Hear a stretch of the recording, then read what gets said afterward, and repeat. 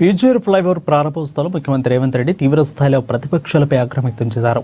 ఇక ప్రతిపక్షాల అభివృద్ధికి అడ్డంకిగా మారాయని, ప్రతి పనిలో పానకంలో పుడకలాగా అడ్డుగా వస్తున్నారంటూ రేవంత్ విమర్శించారు. ఇక నగరంలో చిన్న వర్షం వచ్చడం నడుములతో నీళ్లు మునిగి లోతులు ఉన్నదని అన్నారు. చెరువులు, నాలాలు కబ్జాలకు గురి కావడంతో పరిస్థితి నెలకొన్నదని అన్నారు. రాష్ట్రంలో జరుగుతున్న అభివృద్ధిని మేమే చెప్పడం కాదు, పనులు చేసి చూపిస్తున్నామని ప్రజలు చేస్తున్నారని స్పష్టం చేశారు. ఇక యూపీ, కర్ణాటక, చెన్నై, గుజరాత్కు మెట్రోలు, రివర్ ఫ్రంట్లు నిధులిస్తున్న మోదీ తెలంగాణపై ఎందుకు వివక్ష చూపుతున్నారంటూ ఆవేదన వ్యక్తం చేశారు. ఏదైనా ఉంటే ఎన్నికల సమయంలో చివరి సంవత్సరంలో చూసుకుందామని, ఇక ముందు అభివృద్ధి ఆ తర్వాతే రాజకీయాలంటూ సెలవిచ్చారు ముఖ్యమంత్రి రేవంత్ రెడ్డి. మీరు ఆలోచన చేయండి, మనం ముంబై నుంచి, చెన్నై నుంచి, ఢిల్లీ నుంచి నేర్చుకోవాల్సిన అవసరం ఉన్నదా లేదా? అక్కడ వస్తున్న అవాంతరాలు, ఉపద్రవాన్ని దృష్టిలో పెట్టుకొని మన నగరానికి ప్రణాళికలు సిద్ధం చేసుకోవాల్సిన అవసరం ఉందా లేదా? ఇంకా రాజకీయాల ముసుగులో ప్రభుత్వం చేసే కార్యక్రమాలను అడ్డుకునే వాళ్ళను క్షమించుకుంటూ పోదామా? మీరు ఒక్కసారి ఆలోచన చేయండి.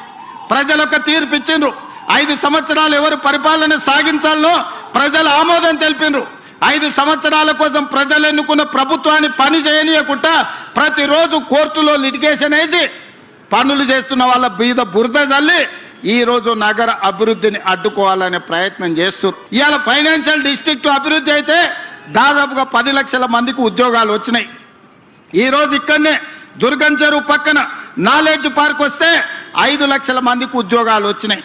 అందుకే ఈరోజు గచ్చిబౌలి స్టేడియం పక్కన ఒక 400 ఎకరాల అభివృద్ధి చేస్తే ఇంకొక 5 లక్షల మందికి ఉద్యోగాలు కల్పించాలి, 1,00,000 కోట్లు పెట్టుబడులు తీసుకురావాలని విదేశీ పర్యటనలు చేసి అమెరికా, జపాన్, సౌత్ కొరియా లాంటి, సింగపూర్ లాంటి దేశాలలో పర్యటన చేసి దాదాపుగా 2,25,000 కోట్ల రూపాయలు పెట్టుబడులను ఆకర్షించి ఇవాళ సంస్థల్ని ప్రారంభించడానికి ప్రయత్నం చేస్తే ఈ రోజు పానకంలో పుడకలాక దాన్ని అడ్డుకున్నారు.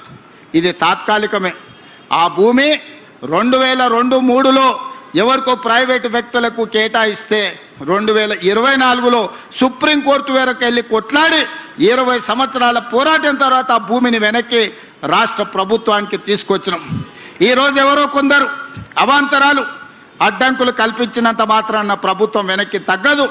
చట్టసభలలోనే కాదు, న్యాయస్థానాలలో న్యాయం కోసం కొట్లాడి ఆ స్థలాన్ని మళ్ళీ వెనక్కి తీసుకొచ్చి పెద్ద ఎత్తున ఐటీ కంపెనీలను అక్కడ ప్రారంభించడమే కాదు, లక్షలాది ఉద్యోగాలను కల్పించే ప్రయత్నము.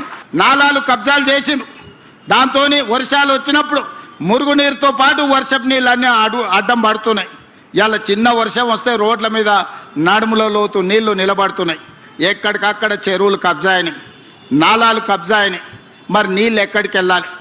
నీళ్లు ఉండాల్సిన ప్రదేశంలో మనం అపార్ట్మెంట్స్ కట్టుకుంటే మనం ఉండాల్సిన ప్రాంతాన్ని నీళ్లు ఆక్రమించుకుంటున్నాయి. నీళ్లు రోడ్ల మీదకి రాలే. నీళ్లు ఉండాల్సిన చెరువులను, కుంటలను, నాలాలను మనం కబ్జా పెట్టుకుంటే ఆ నీళ్లు ఎక్కడికి పోవాలనో తెలవక నగర రోడ్ల మీదకి నీళ్లు వస్తున్నాయి. అందుకే ఈరోజు హైడ్రా ద్వారా అన్యాయంగా ఆక్రమించుకొని ఈ చెరువులలో కడితే వాటిని తొలగించే ప్రయత్నం చేస్తున్నాం. ఆ మధ్యకాలంలో మీరు చూసి ఉంటారు, అక్కినేని నాగార్జున గారు కన్వెన్షన్ విషయంలో ప్రభుత్వం తొలగించింది. తర్వాత నాగార్జున గారు గుర్తించి వారే స్వయంగా ముందుకొచ్చి 2 ఎకరాలు అక్కడ చెరువుకు స్వయంగా వారే నన్ను కలిసి అప్పచెప్పి నగర అభివృద్ధిలో నేను ఒక హీరోగా ముందుంటా, మీరు ఒక మంచి సంకల్పంతో ఈరోజు ఆ చెరువును మీరు అభివృద్ధి చేస్తున్నారని చెప్పి 2 ఎకరాల స్థలాన్ని నాగార్జున గారు వాలంటీర్గా ముందుకొచ్చి ఈరోజు మనకు వారు హ్యాండ్ ఓవర్ చేయడం జరిగింది. ఈరోజు బతుకమ్మ కుంట వి హనుమంతరావు గారు ఎప్పుడు అంబర్పేట చౌరస్తాలో బతుకమ్మ కుంట గురించి 40 ఏళ్ళు కొట్లాడాడు. 40 ఏళ్ళ కేసును హైకోర్టులో కొట్లాడి ఇవాళ బతుకమ్మ కుంటను 6 ఎకరాలు బీఆర్ఎస్ నాయకులు ఆక్రమించుకుంటే ఆ కబ్జా నుంచి విడిపించి ఇవాళ బతుకమ్మ కుంటను తయారు చేస్తున్నాం. వచ్చే బతుకమ్మ కుంట అంబర్పేటలో మా ఆడబిడ్డలతో ఆడిపించే కార్యక్రమాలు తీసుకెళ్తున్నాం.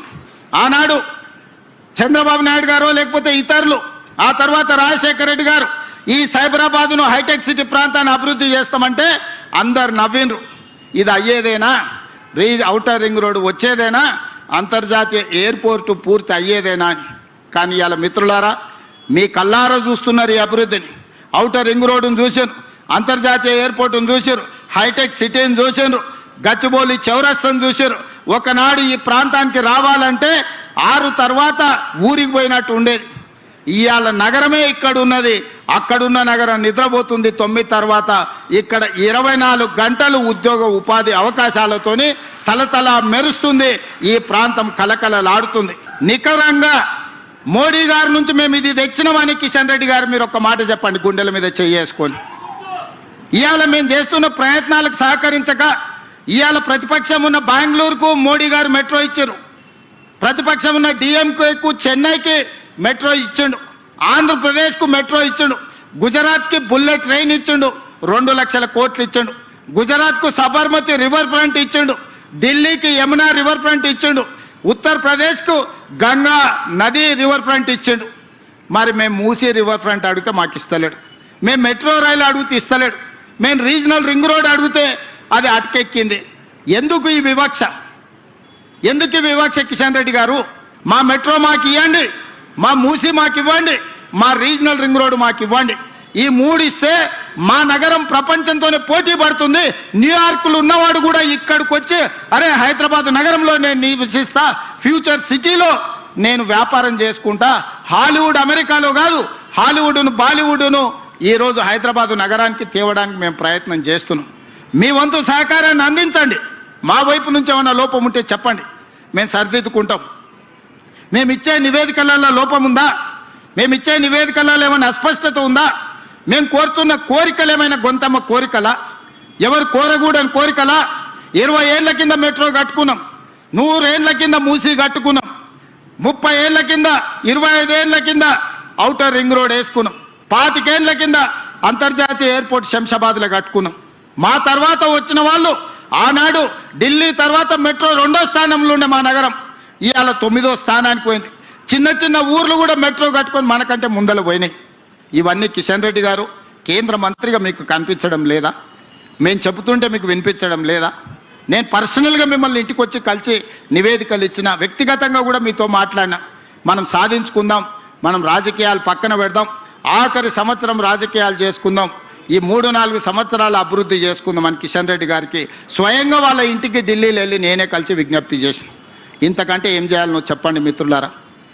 మిత్రులుగా మీరు ఆలోచన చేయండి. నగరాన్ని అభివృద్ధి చేయాలనుకుంటున్న మీరు నిశ్చితంగా గమనించండి.